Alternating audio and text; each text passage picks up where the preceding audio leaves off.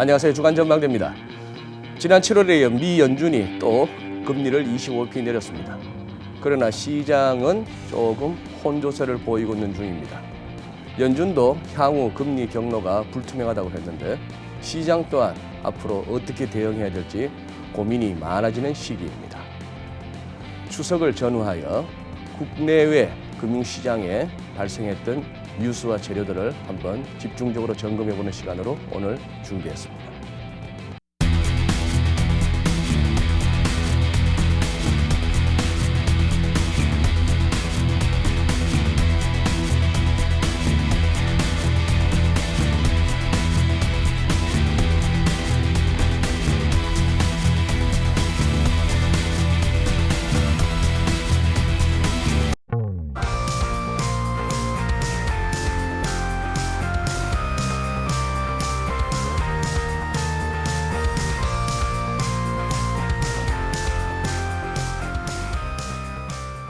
네, 오늘 함께해 주실 전문가 세 분 소개해드리겠습니다. IBK 연금보험 정권운용부장으로 계시죠. 박정현 박사님. 네, 안녕하세요. 네, 안녕하세요. 시티은행의 유현정 부장님 모처럼 나와주셨습니다. 안녕하십니까. 네, 안녕하세요. LG경제연구원의 조영무 연구위원님 나와주셨습니다. 네, 박사님 오랜만입니다. 네, 안녕하세요. 네. 저는 오늘 사실 새벽에 FMC 결과 좀 보고 방송 준비하느라고 영 수면이 좀 부족해서 그렇습니다만 우리 유 부장님도 얼굴이 좀 까칠하시네요. 많이 네. 바쁘신가 봐, 업무적으로. 오늘 오전에 대구 출장을 다녀왔습니다. 먼 길을 다녀오셨구나. 네. 자, 지금 이제 오늘 주로 토론해야 될 것은 이제 연준인데요. 연준의 통화 정책인데 그래도 6, 7주 간격으로 합니다만 통상 또 6월, 9월 이런 때 연준은 또 중요하지 않습니까? 그러나 순서상 연준의 행보에 나름 또 영향을 미쳤다고도 볼 수 있으니까 지난주 목요일 날 있었던, 즉 추석 연휴 첫날 있었던 22 통화정책 회의도 한번 정리를 한번 하고 갔으면 싶습니다. 한번 박사님께서 한번 이번 22 회의 결정 사항이나 거기에 대한 어떤 총평을 한번 내려주신다면요. 예상되었던 통화 완화라고 볼 수가 있겠고요. 네. 우선은 정책 금리가 0.1%포인트 더 인하가 되었고요. 예치금 금리 말씀하시는 그렇습니다. 거죠? 네. 시중 금융기관들이 중앙은행에 예치할 때 적용되는 금리가 마이너스 폭이 더 확대된 셈이고요. 마이너스 0.4에서 0.5로. 그리고 양적 완화에 해당되는 셈인데 그때 중앙은행이 사주는 채권의 적용 범위가 더 확대되었다라던가 그리고 중앙은행에 맡겼을 때 마이너스 금리를 적용하는 그 대상에 있어서 네. 마이너스 금리 일종의 그런 페널티나 보관료죠. 네. 그걸 적용하지 않는 일정 수준의 범위를 제시를 함으로써 티어를 새롭게 제시하는 네. 어떻게 보면은 마이너스 금리 상황하에서 일선 금융기관들이 가질 수 있는 부담감을 완화시켜주는 식으로 그러한 쪽에 정책이 들어간 것도 사실은 눈길을 끌었고요. 네. 여러 가지 측면에서 유럽 중앙은행이 보다 더 완화적인 통화 정책을 펴면서도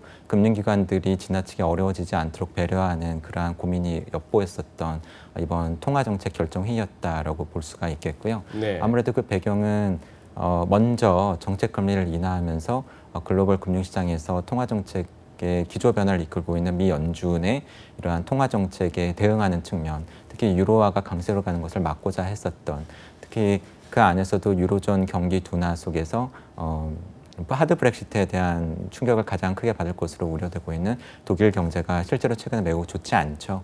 2분기에 전분기 대비 역성장을 기록할 정도니까 그러한 고민들에 대한 대응이 아니었나고 생각이 됩니다.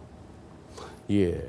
그런데 이제 10월 말 퇴임을 앞두고 있는 드라기 총재가 사실상 그동안 어떻게 보면 나름 그 많고 많은 유로존 내에 그 많은 국가마다의 중앙은행 총재들이 있고 20위 내에도 각국에서 또 이렇게 인사들로 구성되어 있는 집행위원들도 있고 한 거기서 리더십은 발휘 잘 했다고 봅니다.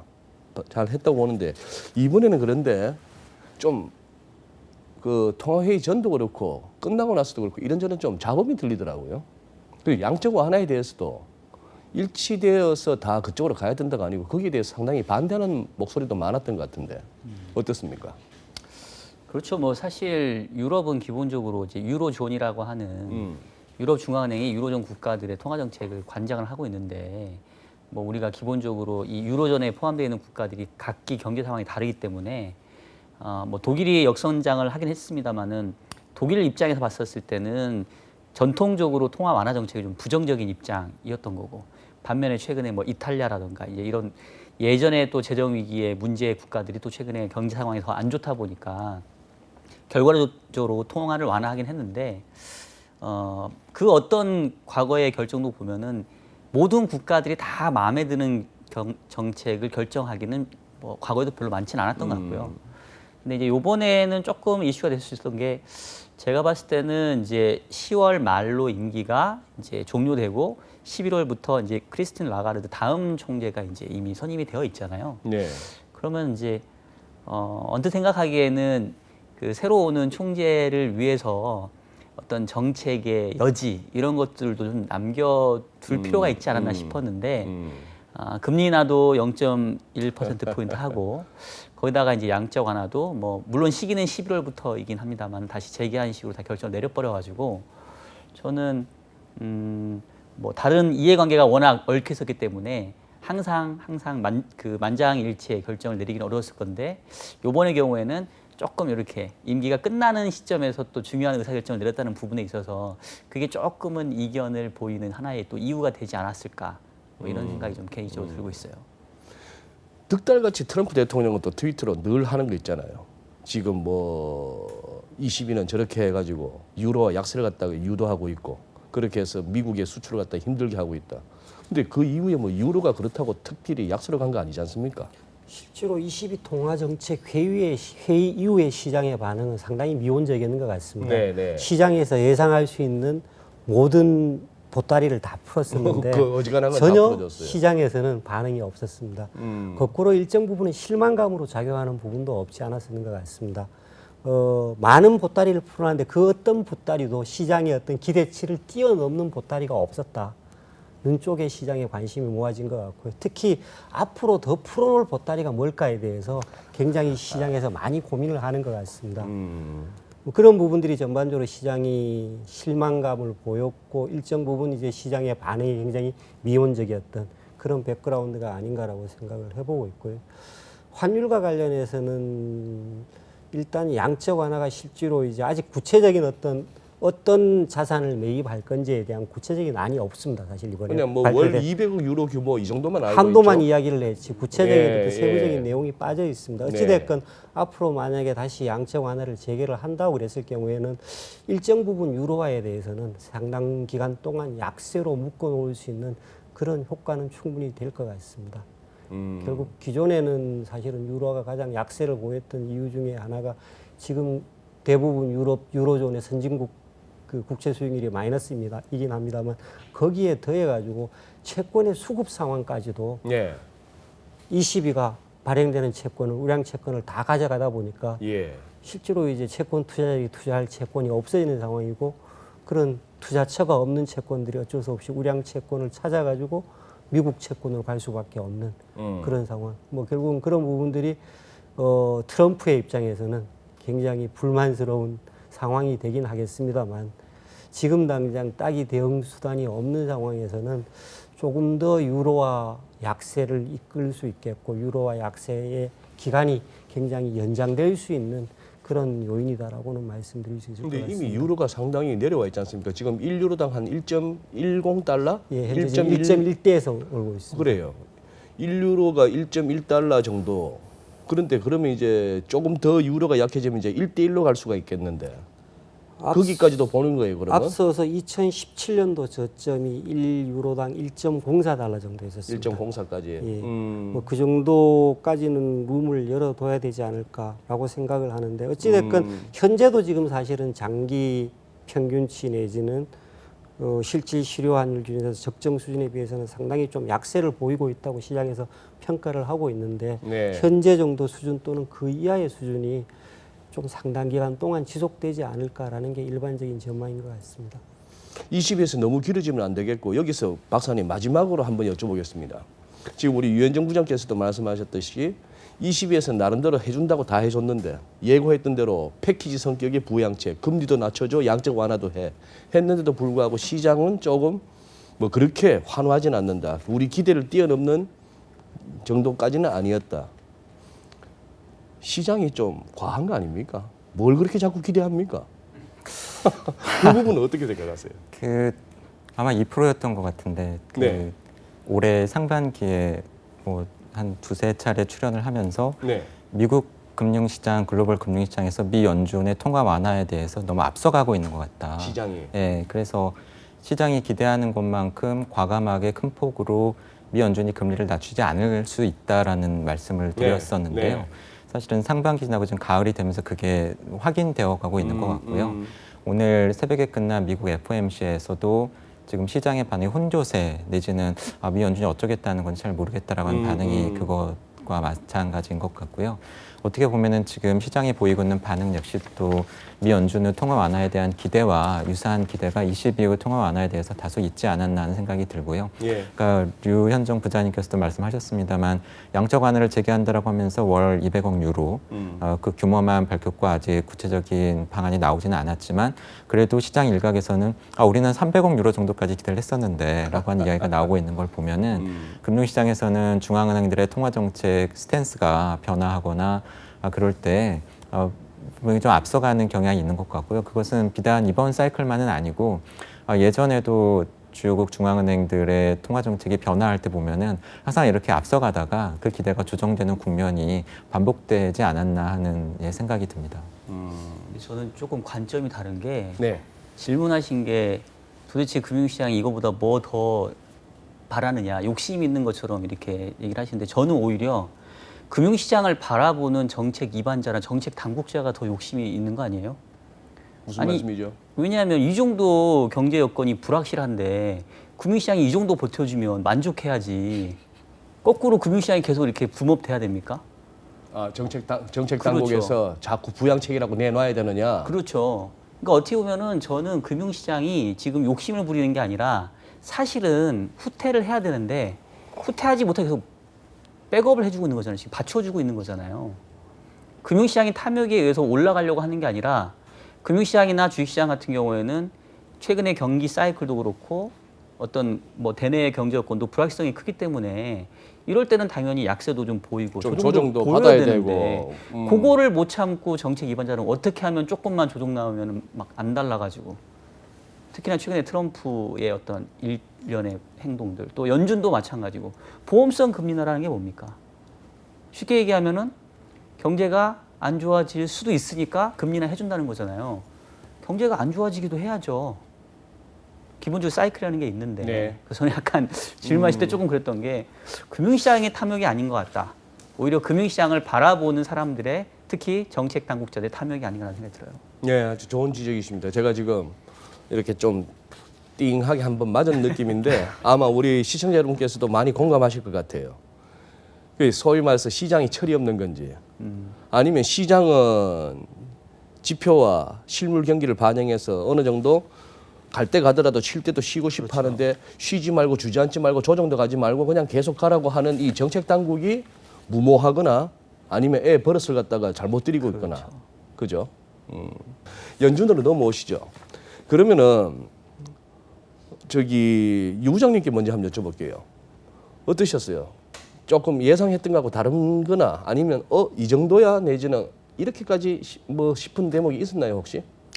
솔직히 말씀드리면 기존의 시장에 예상했던 것보다는 좀 다소 호기시한 매파적으로 해석될 수 있는 내용이었었는데 네. 제가 이제 매일 다음 날 아침에 시황 브리핑을 위해서 네. 리포트를 쓰는데 아침에 시간이 없다 보니까 저녁에 사실은 그 전날 있었던 시황을 정리하고 다음 날 예상을 간단하게 메모를 해놓습니다. 오늘 아침에 이제 대구 출장을 가면서 사실은 앞에 해놨던 작업에서 그 추가로 밤사이에 있었던 이벤트를 정리를 하는데 FOMC 미팅이었죠. 별로 꽂힐 게 없었습니다. 예. 사실 조금은 매파적이었다고 이야기는 하지만 사실은 시장에서 이미 상당 부분 예상을 할 수 있었지 않았나라고 생각되지는 부분이 좀 많았었는 것 같습니다. 그래요. 예. 사실 점도표 부분도 예상하신 점도표 대로입니까? 부분도 저 개인적으로는 사실은 그렇게 예상을 했었습니다. 우리 시청자 여러분들을 위해서 점도표 부분 한번 설명을 한번 하고 가시죠. 이번에 연준이 금리를 인하한 다음에 그 경제 정책 프로젝션에 향후 경제 상황에 대한 프로젝션에 참여하는 멤버가 17명입니다. 네. 그 중에서 7분은 앞으로 연말까지 25bp 추가 금리 인하를 예상을 했고요. 그러니까 금년 연말에 정책 기준 금리 수준이 현재보다가 0.25% 낮아질 거라고 예상을 했고요. 네. 그리고 5분은 현재 수준에서 유지될 거라고 예상을 했고 뭐 금년에는 인하 그만하자. 반대로 5분은 0.25% 올릴 걸로 전망을 네. 했습니다. 팽팽하게 갈렸네. 예. 결국 금리를 인하를 하기는 했지만 앞으로 더 금리를 인하할 여지가 많지 않다는 의견들이 연준에 팽배하고 있는 그런 상황으로 보여집니다. 앞서서 최근에 발표된 지표들을 놓고 보면은 소비자 물가 지표라든가 또는 리테일 세일즈라든가 소매 또는 판매나. 컨슈머 컨피던스 같은 이런 소비 심리를 다루는 지표들이 전부 다 시장의 예상치를 다 뛰어넘었었습니다. 특히 FMC 직전에 나왔던 지표들이 굉장히 좋았죠. 예, 네. 뭐 그런 상황이다 보니까 연준이 적극적으로 향후에 추가금리 인하를 열어놓을 수는 없을 수밖에 없지 않았는 상황인가라고 예상이 생각이 돼지고요. 그런 부분이 반영된 게 뭐 이번 전도표 내지는 이번 연준의 가장 큰 위원들 간의 이야기가 아니었었나라고 생각이 되집니다. 그래서 시장의 기대보다는 다소 매파적이었다. 시장의 기존의 기대보다는 매파적이었지만 일정 부분 상당 부분은 최근에 나온 지표를 놓고 봤을 때는 시장도 충분히 어느 정도 예상할 수 예상할 있는 수 있었던 결과가 정도였다. 아니었나. 그 결과 매파적이라고 이야기를 했긴 하지만 시장의 변동성 자체가 굉장히 제한적이지 않았을까라고 생각되는 부분입니다. 또 다른 한편으로는 일정 부분 만약에 기존의 기대치보다가 매파적으로 해석되었음에도 불구하고 미국 주가가 소폭이나마 오르는 모습을 보였고 금리도 그렇게 격한 반응을 보이지 않았던 상황은 뒤집어서 이야기를 하면은 조금 전에 우리 그 박 부장님께서 하신 이야기하고 좀 비슷한 맥락일 수 있는데 이 시장의 기대치가 좀 계속 이어지는 것 같습니다. 어차피 시장이 나빠지면은 또 스탠스를 바꿔서 바꿔줄 건데 라는 그런 기대치도 담고 있는 내용이 아닌가라고 생각이 됩니다. 물론 오케이. 파웰 의장도 거기에 대해서 일정 부분 뭐 보탠 측면이 없지는 않습니다. 네. 박사님 어떻게 이번 FMC 어디다가 방점을 찍으십니까?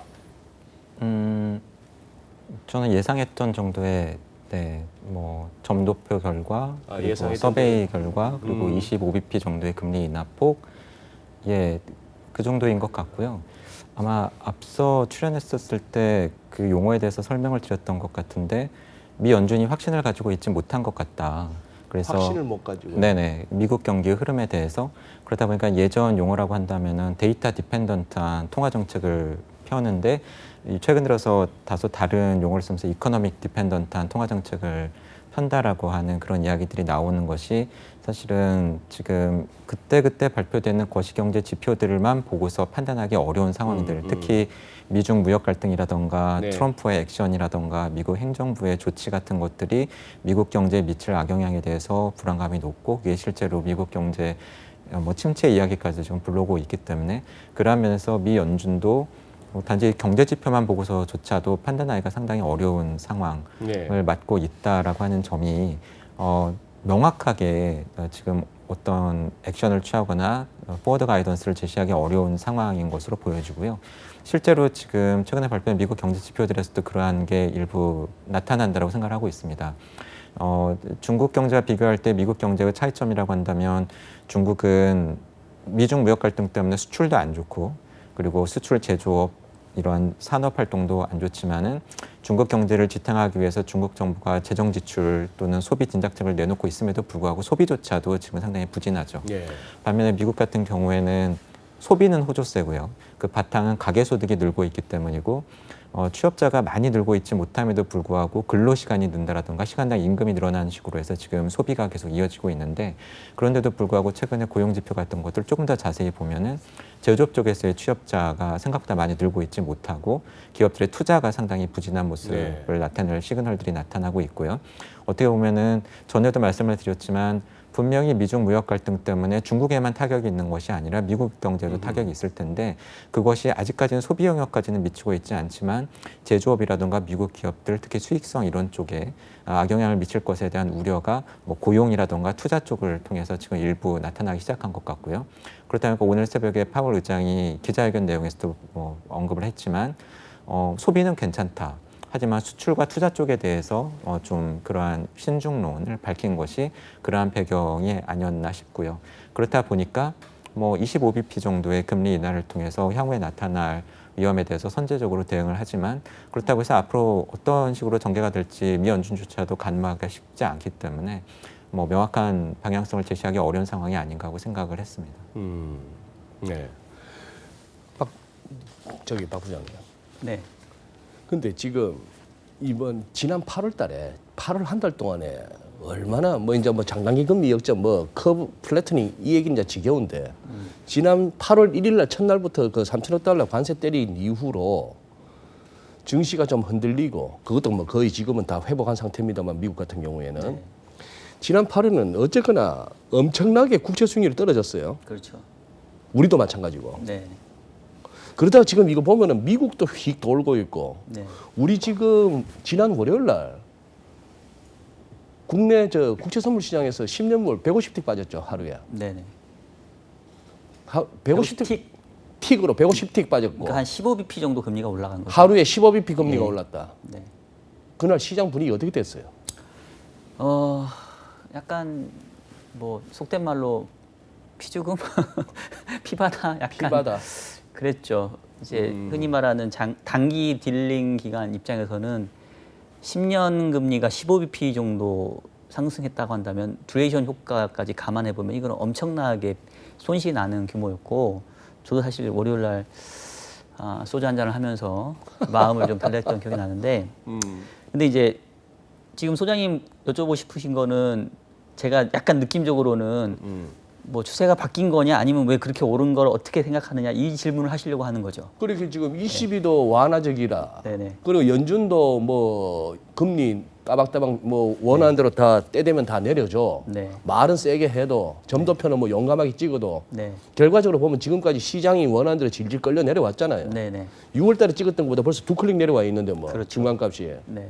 그래서 점도표에서 보긴 봅니다만 너네들 또 시장이 그렇게 하면 또 그렇게 올 거 아니야 싶은 마음도 있단 말이에요. 근데 시장은 지금 돌고 있거든 금리가. 이게 궁금해서 그런 거예요. 네.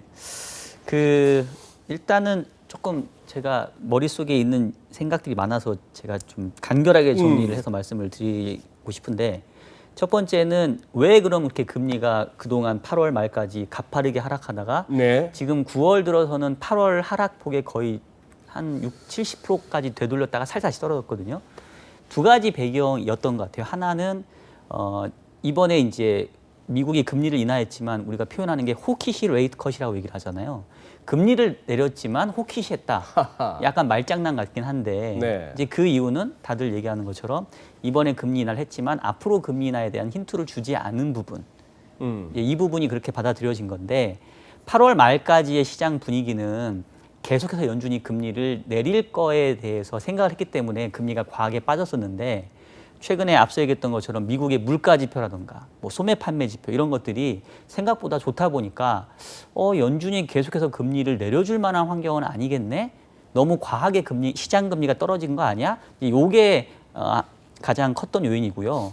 플러스 더해서 그 지난 방송에서 아마 소장님께서 얘기했던 것 같은데 이제 최근의 경기 여건에 대해서 통화정책 일변도로 가다가 이제는 통화가 아니라 재정으로 올 시점들이 한번 오는 거 아니냐라고 네. 짚어주신 것 같은데 네. 그거에 대한 논의들이 최근에 있습니다. 특히나 이제 미국 같은 경우에는 그 문은신 재무장관이 내년도에 이제 미국채 시장에서 50년물 국채도 발행 계획을 한번 생각해 보겠다. 50년물이 소화가 되면 100년짜리 발행도 한번 고민해 보겠다. 그러니까 결국은 이제 통화 정책 일변도에서 뭔가 재정 정책으로 가는 그런 어떤 뭐 하나 힌트 이제 이런 부분들이 작용했고요. 네. 국내적으로 봤었을 때도 뭐 이미 알려져 있는 뉴스이긴 하지만 내년도에 우리나라 예산 편성이 올해보다 9% 넘게 늘어나서 적자 국채로만 한 30조 가깝게 발행이 늘어납니다. 우리나라도. 예, 우리나라도. 그리고 이제 뭐 지금 MBS 지금 뭐 안심전환주택 지금 신청 받고 있잖아요. 네. 그것도 한 20조 원 정도 MBS가 발행이 되기 때문에 그런 이제 수급적인 부분이 다 엮였다고 생각을 해요. 그래서 최근에 금리 상승은 그 두 가지로 설명할 수 있을 것 같은데 이제 중요한 건 향후 추세잖아요. 네. 수급적인 거는 사실은 저는 일시적이다라고 보고 결국은 펀더멘탈 그리고 통화 정책의 방향이 중요하다고 보는데 저는 이제 이번 FMC에 대해서 상당히 의미 있게 본 게 기존의 연준이 금리 인하를 하면서 파월 의장이 얘기했던 거는 중기 사이클의 조정이다라는 얘기를 했잖아요. 사이클 중간에 예. 조정. 네, 미드 그러니까 사이클 어저스먼트. 그 예. 부분을 요번에도 계속 고수할 건지 아니면 처음에는 그런 중기 사이클의 조정으로 알고 금리를 인하했지만 지내다 보니까 이게 어쩌면 추세가 바뀌는 것일 수도 있겠다라는 말로 좀 바꿀 건지 네. 저는 그 부분을 되게 주의 깊게 봤거든요. 네. 근데 결과론적으로는 결국 앞단에 또 무게중심을 실은 거죠. 기존 7월 FMC 때 했던 그 말에서 더 뭐 큰 변화는 없었다. 그렇죠. 그게 멘트에 나온 게 아니라 점도표에 나왔다고 봐요. 네, 네. 지금 이제 아까 부장님께서는 올해 점도표 변화만 말씀해 주셨는데 지금 요번에 보게 되면은 2022년 점도표가 처음 나왔거든요.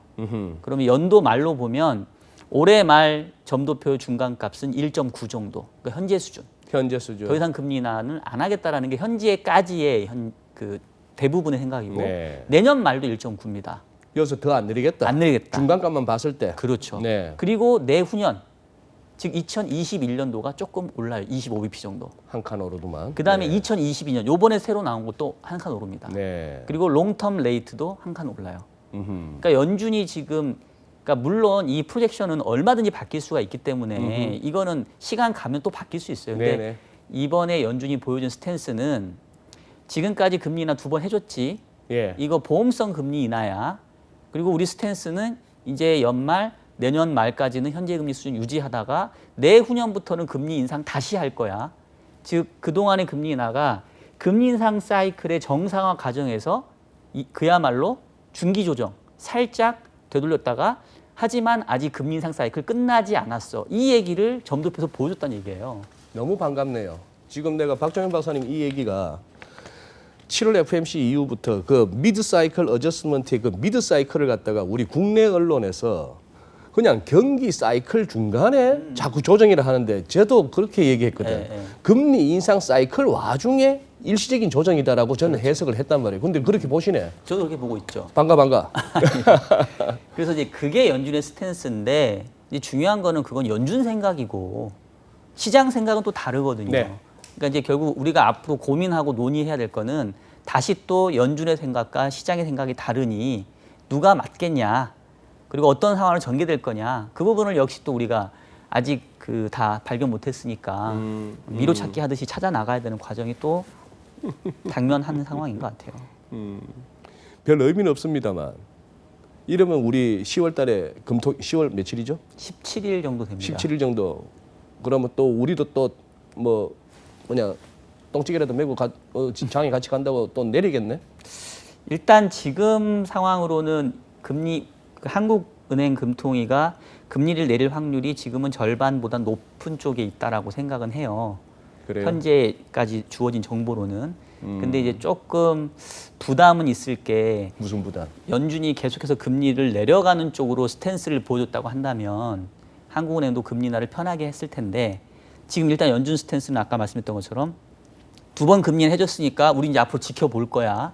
앞으로 금리 인하까지는 시간이 좀 걸려. 네. 할지 안 할지도 몰라. 이런 스탠스를 보여줬기 때문에 네. 한국은행도 지금 미국이 금리 인하 2번 해준 거고 우리는 한 번 이미 했기 때문에 한 번 더 하면 어떻게 보면 이제 우리가 더 추가로 하기에는 부담스럽잖아요. 그러니까 카드가 한 장밖에 안 남았다고 생각할 수 있기 때문에 한국은행이 금리 인하를 하더라도 시기적인 측면에서 좀 고민을 할 것 같아요. 10월에 그 카드를 쓸 거냐 아니면 좀 더 지켜봤다가 11월에 그 다음 달에 할 거냐 그거에 대한 고민은 좀 생길 것 같습니다. 네.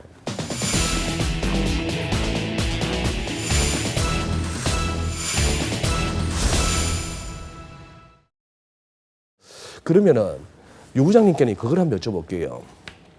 자, 20이 겪고 바로 그 이어서 주말에 미국에서 중국하고 무역 협상 뭐 일괄 타결은 아니더라도 제한적인 협상까지는 갈 수 있겠다. 뭐 이런 소식들이 좀 나왔었어요. 기대치죠. 기대. 그걸 갖다가 이제 조금 저 사우디의 그 아람코 석유 시설에 뭐 불나고 뭐 갑자기 뭐 산유량 절반이 날라갔네 이런 소리에 우리 월요일 날 연휴 끝나고 나서 주식이 생각보다 덜 오르고 환율도 NDF는 77원까지 갔는데 뭐 그까지 못 가고 이래 했는데 어쨌거나 환율이 쿵 떨어졌습니다. 자, 우리 두 분은 그때 6월 달에 공개 방송에서도 같이 하셨어요. 그때도 이제 한참 환율이 막 급등하던 시기여가지고 그때 아마 1,180원. 뭐 80, 이제 뭐 1,200원을 향해서 막 달리고 있을 때였는데 이제 유 부장님은 그때 아주 그래도 완곡한 표현이셨지만 그래도 저한테는 강했던 것은 1,200원 언저리를 한번 갈 수는 있고 올라설 수는 있지만 그렇게 오래 머물 환율은 아니다라는 쪽으로 저는 해석을 했었어요. 예. 자, 지금까지 흐름은 맞아요. 반대로 거꾸로 하단을 제가 많이 올렸었죠.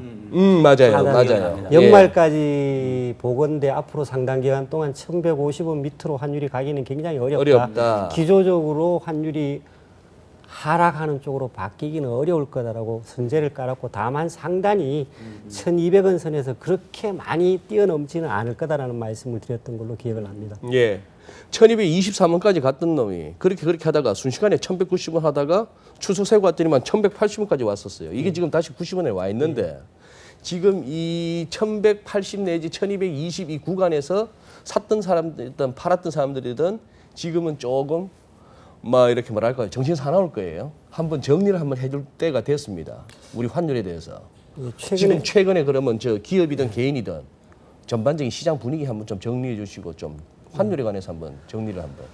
최근의 움직임 양상은 사실 아래 위로 흔든 다음에 좀 소강 국면, 조정 국면에 접어든 게 아닌가라고 생각이 아래 위로 흔든 되지고요. 다음에. 생각보다 상당히 좀 높았던 이유는 기존에 저희들이 이제 1,200원에서 그렇게 상당히 높지는 거기보다 많이 높지는 않을 거라고 생각을 했던 가장 기본적인 이유는 바탕은 미중 무역 분쟁이 추가로 확전은 되지 않을 거다라는 가설을 깔고 있었습니다. 그때 대부분 그런 부분에서 많은 분들이 합의는 이루지를 못하겠지만 여기서 추가로 많이 가지는 않을 거다라는 생각을 많이 하고 있었는데 그 이후의 상황은 그렇지 않았었습니다. 그죠? 네. 8월 달 접어들어서 관세율도 올리겠다, 관세 부과 범위도 넓히겠다 뭐 등등 시장의 으름장을 많이 놓으면서 상당히 좀 높아진 경향이 있습니다.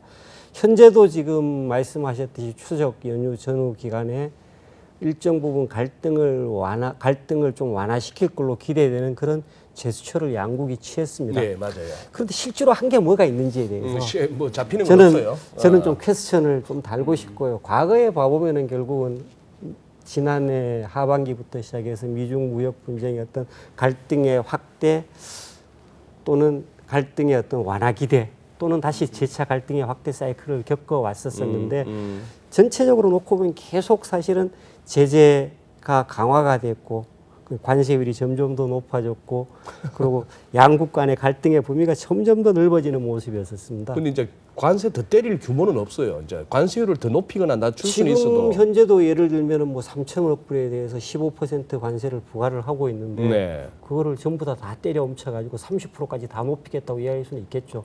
물론 그 부분이 이제 미국의 소비재 중심이기 때문에 미국 경제에도 일정 부분 또는 트럼프의 표에도 상당 부분 영향을 미칠 수 있다는 우려가 있긴 합니다만 거기까지 갈 수도 있는 가능성을 전혀 배제할 수는 없는 거죠. 앞으로 많이 예, 확전될 수 있는 예. 가능성은.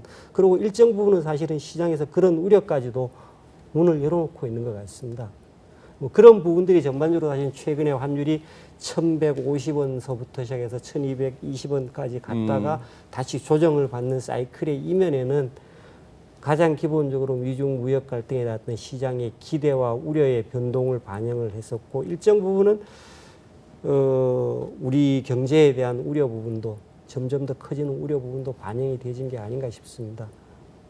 뭐 한일 갈등 관계도 그 중에 하나가 될 수가 있을 것 같고 여러 가지 지표의 어떤 하강 국면들도 그 이면이 될 수 있을 것 같은데 저는 여전히 기조적으로 우리 경제만 놓고 봤을 때는 그러니까 대외적인 요인들 지금 당장 미중 무역 갈등이라든가 또는 한일 갈등 관계 등 어떤 정치적인 이슈가 있는 부분에 정치적인 내용을 드러내놓고 나머지 경제적인 이슈만 쳐놓고 봤을 때는 원화가 기조적으로 그렇게 강세로 갈 수 있는 이유가 잘 안 보입니다. 계속 점점 더 환율이 떨어질 이유가 잘 안 보인다. 점점 더 기조적으로 예 그렇습니다. 점점 더 기조적으로 봤을 때 원화의 저점이 계속 조금씩 높아지는 상황이 아닐까. 물론 대외적인 요인을 가지고 상승과 하락을 반복을 하긴 하겠습니다만 상단도 조금씩 높아질 수도 있을 것 같고 하단도 계속 조금씩 높아지는 그런 추세를 갖지 않을까라고 생각되지는 부분입니다. 뭐 최근에 지표에서 앞서서 제가 강조했듯이 나타나는 부분들이 벌어들이는 돈 경상 흑자는 계속 좀 줄어들고 있고 네. 그중에서 가장 코어라 그럴 수 있는 무역 수지 흑자는 거의 뭐 반도막이 나가는 상황이고 전년비 맞아요. 반대로 나가는 돈의 규모는 그렇죠. 국내 거주자들의 해외 투자 규모는 거의 한 지난해 대비해서 한 30% 이상은 더 늘어난 것 같습니다. 뭐 기조적으로 이런 흐름들이 적어도 단기간 내에 6개월, 1년 정도 기간 내에 바뀔 것 같지 않다는 부분이 환율 하락을 대외적인 요인의 어떤 갈등의 완화로 환율이 하락할 거다. 그렇게 기대하기는 좀 어려운 부분이 있는 것 같아서 최근 이번 주 들어서 환율의 동향도 놓고 보면은 대외적인 어떤 갈등 요인의 완화를 바탕으로 해서 하락 시도가 있었습니다. 그런데 장중에 환율을 가만히 보면은 슬금슬금 아침보다 조금씩 올랐어요. 그래요. 어저께 그저께 같은 경우에도 하락할 요인이 일부 있어서 아침에 좀 낮게 시작을 했는데 다시 슬금슬금 올라서 1190원대로 네. 다시 위치를 높여놨습니다. 전반적으로 최근의 모양을 봐보면 수요 공급 기조적인 어떤 흐름 자체가 환율이 빠질 수 있는 흐름이 아니다라고 제가 계속 말씀을 드리고 싶습니다. 거기다가 이제 대외적인 요인의 변동, 갈등의 심화 또는 완화라는 부분이 그 안에서 그 추세 안에서 변동성을 야기시킬 요인이 아닐까라고 생각을 해보고 있습니다.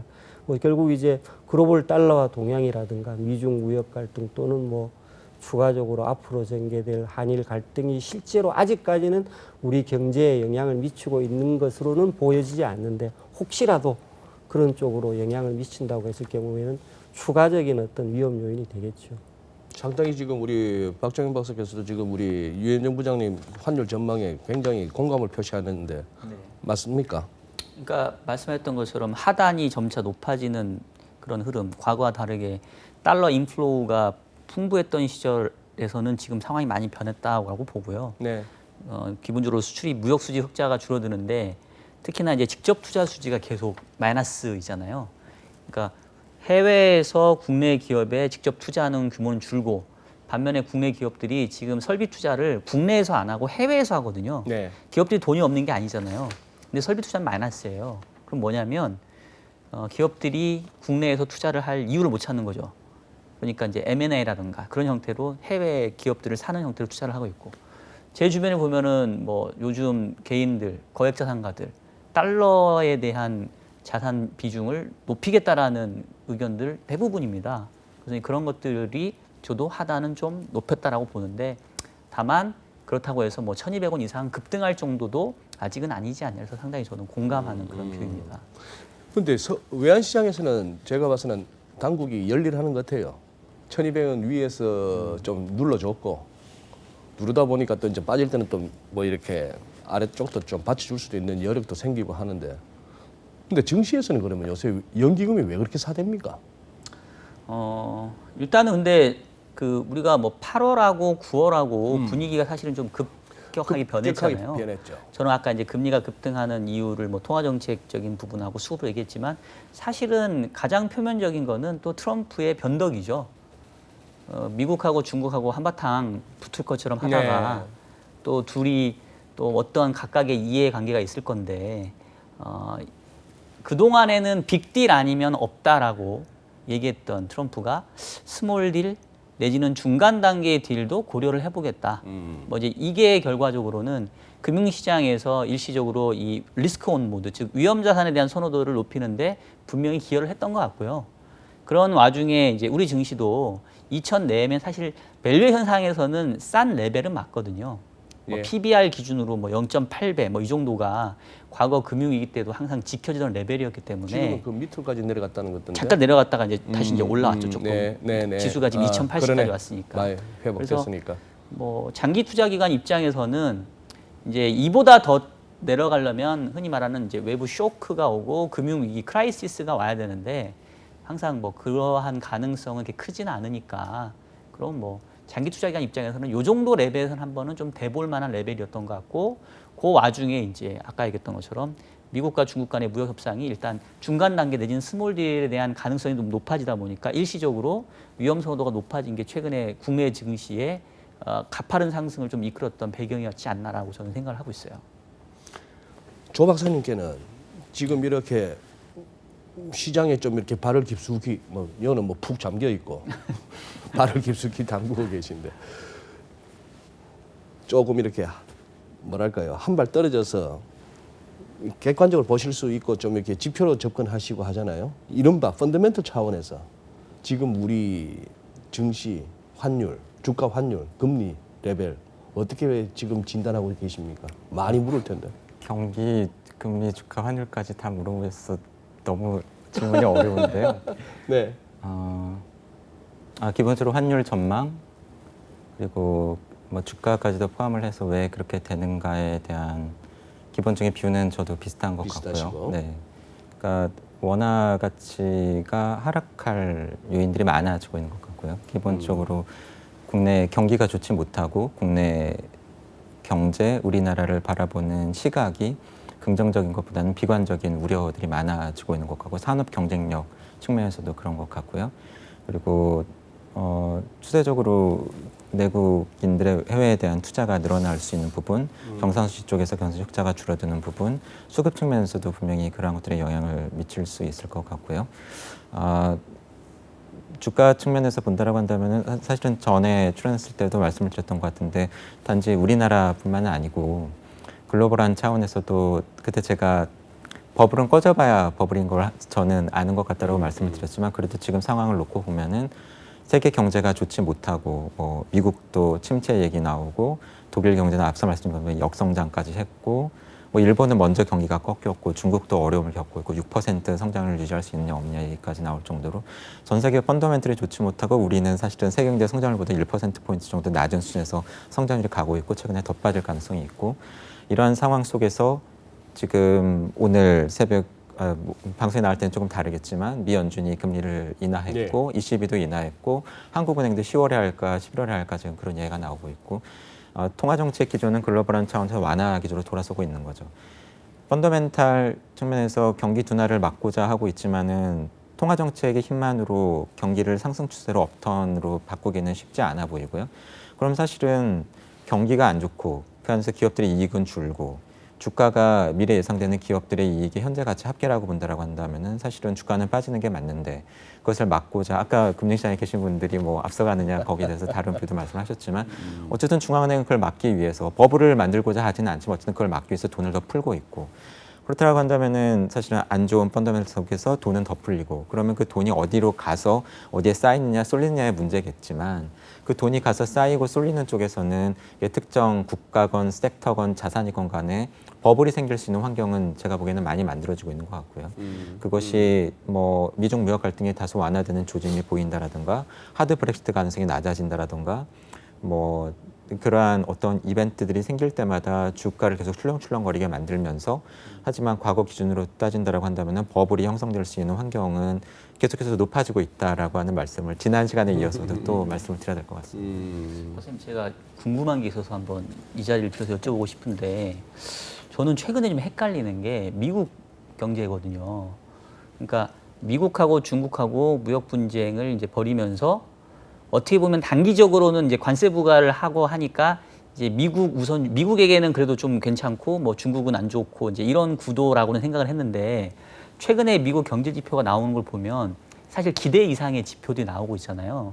특히 소비 쪽 측면에서. 그래서 헷갈리는 게 진짜로 미국하고 중국하고 무역 분쟁이 장기화돼도 미국 경제에는 정말 타격이 없어서 이렇게 지표가 잘 나오는 건지 아니면 그게 아니라면 지금 뭔가 어느 쪽에서 돌을 빼다가 윗돌로 지금 괴고 있는 건지 그거에 대한 한번 생각을 말씀해 주시면 좋겠고 그리고 덧붙이다면 그러면 진짜로 이제 이게 장기화되면 특히나 관세가 그동안에는 이제 뭐 그 최근에 매겨진 관세는 이제 소비재 위주로 매겨졌잖아요. 그래서 그걸로 매겨지면 이제 12월부터 매겨지는 관세는 10월부터로 바뀌었죠. 땡겼으니까 다시. 그러니까 추가 3천억 달러 관세에 매겨지는 건 이제 소비재니까 바야흐로 미국 소비자들에게 타격을 줄 거다. 이제 이런 분석이 있잖아요. 그러면 실제로 그렇게 좀 부정적인 영향이 지금까지는 없었지만 앞으로는 있을 걸로 보시는지. 제가 이래서 박사 안 땄어요. 박사면 다 하는 줄 알고 준비된 질문지에도 없는 거 막 현장에서 막 물어대니까 제가 너무 그게 요즘에 고민이 많아가지고. 조 박사님이라고 다 하실 거야. 저도 궁금하네요.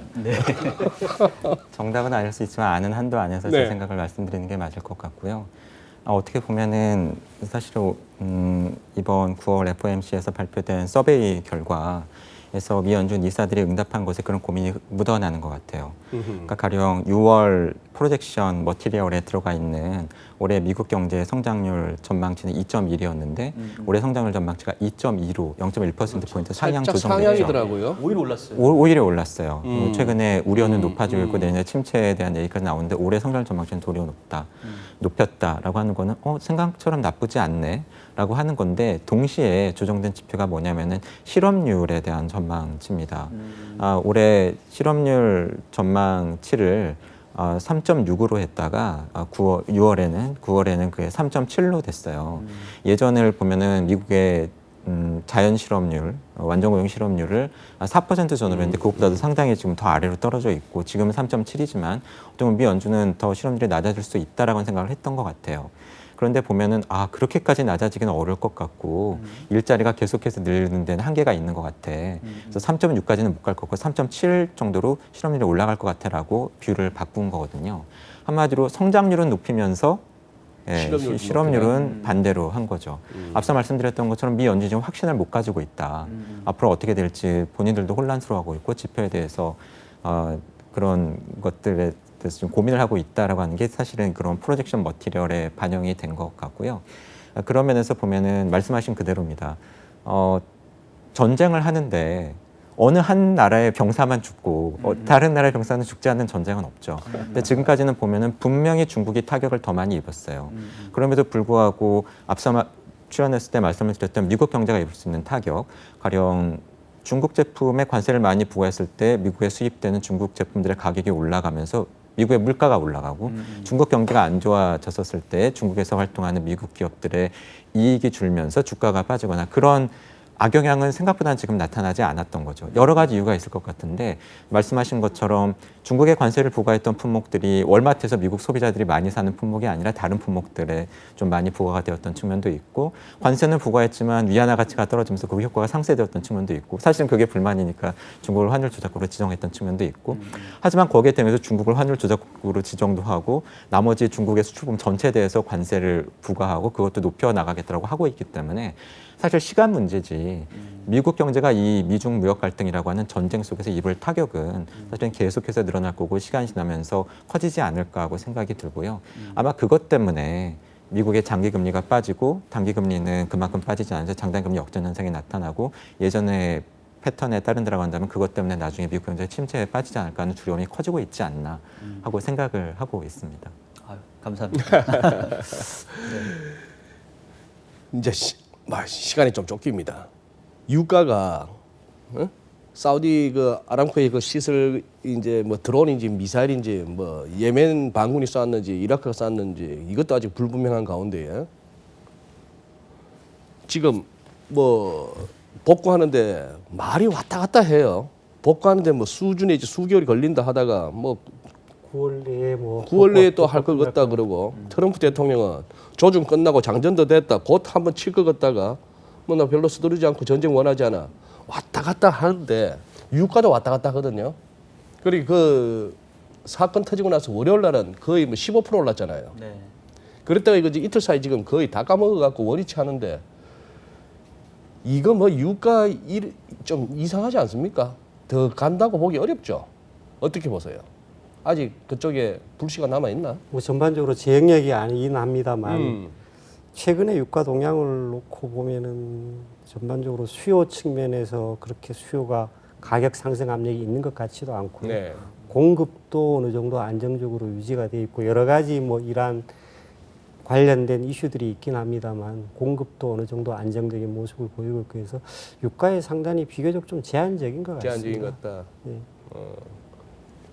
다른 의견 없으시고. 저도 별로 사실 유가는 지금 그렇게 하디슈가- 심각하게 고려할 하디슈가 변수는 아닌 것 아니다. 같아요. 시장도 그런 것 같아요. 첫날 한번 후달짝 했는데. 근데 저는 암만 봐도 웃겨. 그거 없었으면 빠질 일밖에 없었거든, 유가가. 그렇죠. 그거 아니었으면 빠질 일밖에 없었는데 그 사건 때문에 한번 하루 펄쩍 뛰었고 어지간한 외신에서도 그걸 갖고 뭔가 펌프질을 하면서 뭘 스토리를 만들어 보려고 했는데 이게 잘 안 되는 거예요. 조금 이렇게. 다만 이제 사실은 그 이슈에서 가장 큰 우려는 유가보다는 혹시라도 부분적인 어떤 국지전이라도 발생하는 게 아닌가라는 부분이 큰 우려였지. 맞아요. 유가가 뭐 그 정도 수준 범위 내에서 머물러 있는 정도라고 그러면은 그렇게 시장에서 크게 나머지 가격 변수들이 직접적으로 영향을 받을 상황은 아니었지 않은가라고 생각이 되십니다. 물론 뭐 유가가 뭐 70불 뛰어넘어서 80불, 90불 가는 상황이라 그러면은 다른 상황이 되겠습니다만 뭐 최근에 올랐던 그 고점 정도 수준이라 그러면 그 자체가 바로 가격이 가격으로 다른 가격으로 증가되는 상황은 아니지 않을까 보고 있는 것 같습니다. 그러면 마지막 질문입니다. 우리 조 박사님부터 해서 이렇게 한번 가고 싶은데 뭐 8월 달을 갖다가 굳이 단순화해서 시장을 얘기하자면은 8월 달은 리스크 오프였습니다. 네. 위험 자산 좀 피하고 안전 자산 쪽으로 몰리는 8월이었다면은 9월 들어서는 분위기 확 바뀌면서 또 리스크 온이었어요. 자, 뭐 이렇게 한번 우리 유현정 부장님 표현으로는 환율 위로 아래로 한번 흔들었듯이 주가로 치면 아래로 위로 한번 흔들어 놨고 뭐 국채 수익률 뭐 금리도 마찬가지인데 이제 한번 청룡열차 이렇게 한번 했습니다. 이제 그 다음을 좀 생각할 때가 된 거 아니겠습니까? 예. 결국 이제 이 정도까지의 논의 끝에 이제 2019년 남은 기간 투자 전략입니다. 위험 자산이냐, 안전 자산이냐.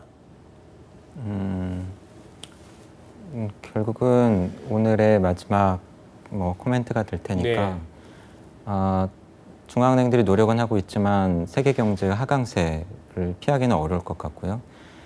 특히 선진국들일수록 통화 정책에 매달리고 있지만 그리고 재정 정책도 동시에 강조되고 있지만 재정 지출 여력이 크지 않기 때문에 그런데 통화 정책에 이렇게 매달리는 이유가 과거의 전통적인 금리 채널은 잘 작동하고 있지 않은 걸 알고는 있지만 달러화든 유로화든 자국 통화의 평가 절상을 막기 위한 노력이라고 보이고요.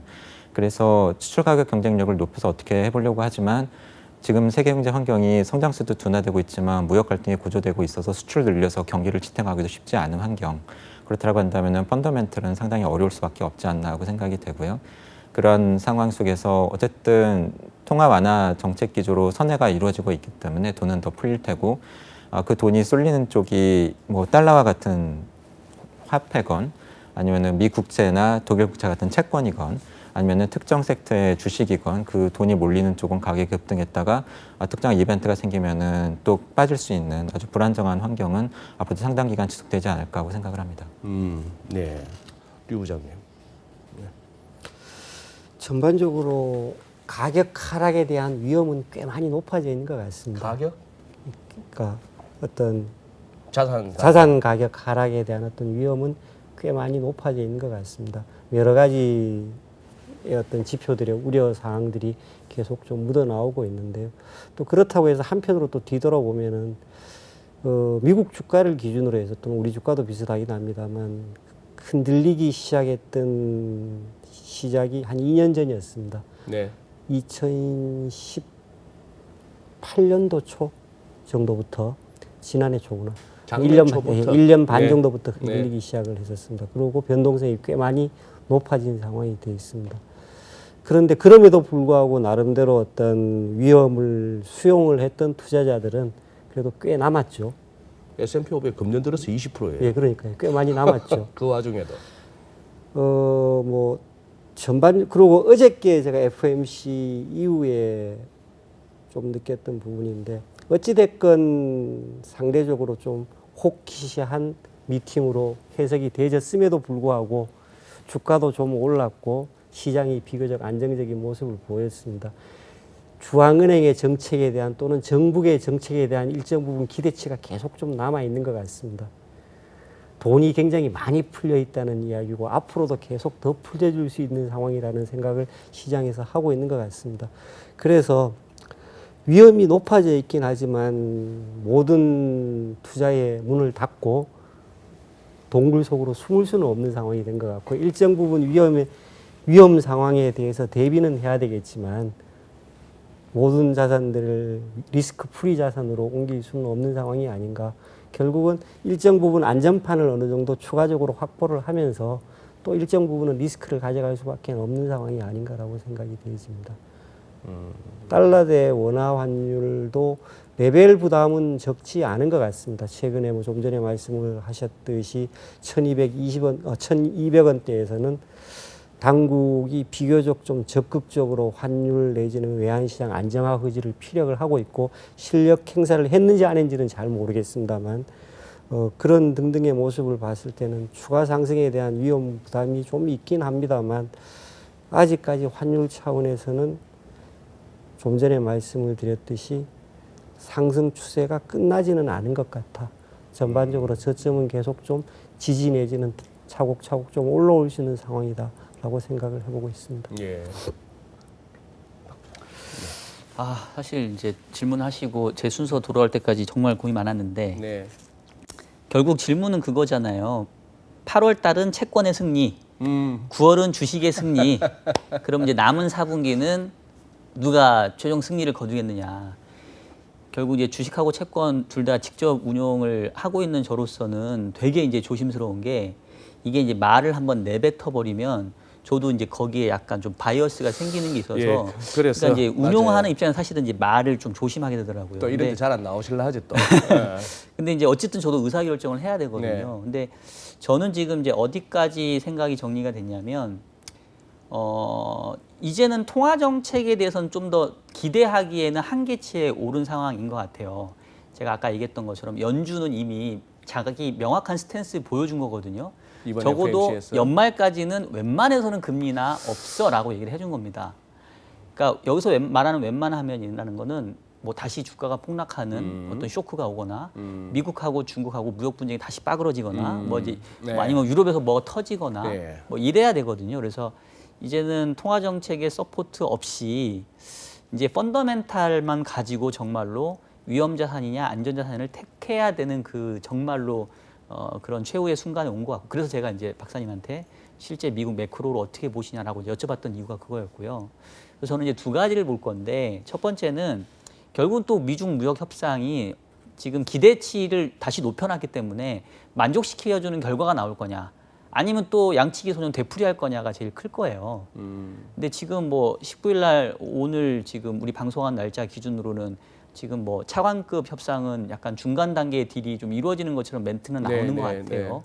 그리고 10월 초에 고위급 협상이 만약에 가시적으로 뭐 스몰 딜이든 뭐 중간 단계의 딜이든 이런 게 나온다고 한다면 적어도 뭐 연말까지는 아니더라도 11월, 12월 초까지는 약간은 주식시장, 즉 위험자산이 조금 더 아웃퍼폼하는 장세가 되지 않을까라고 일단은 저는 생각을 하고 있어서 그 부분을 중요하게 볼 건데 다만 이제 매크로가 여전히 12월까지 받쳐줄 거냐. 즉 미국 지표가 아까 박사님 말씀으로는 지금은 좋지만 어쨌든 간에 미국도 타격을 받을 거다라고 말씀을 주셨잖아요. 그래서 그 안에 미국 매크로가 좀 둔화되는 모습이 나온다고 한다면 채권도 같이 뭔가 강세로 갈 수 있는 요즘 주식과 채권이 같이 강해지고 같이 약해지는 경우를 많이 보여주니까 그래서 저는 이제 그 두 가지를 볼 건데 일단 지금 드는 생각은 51대 49로 그래도 위험자산이 조금 더 약간 심적으로는 유리한 거 아닌가라는 생각을 조금 하고 있어요. 근데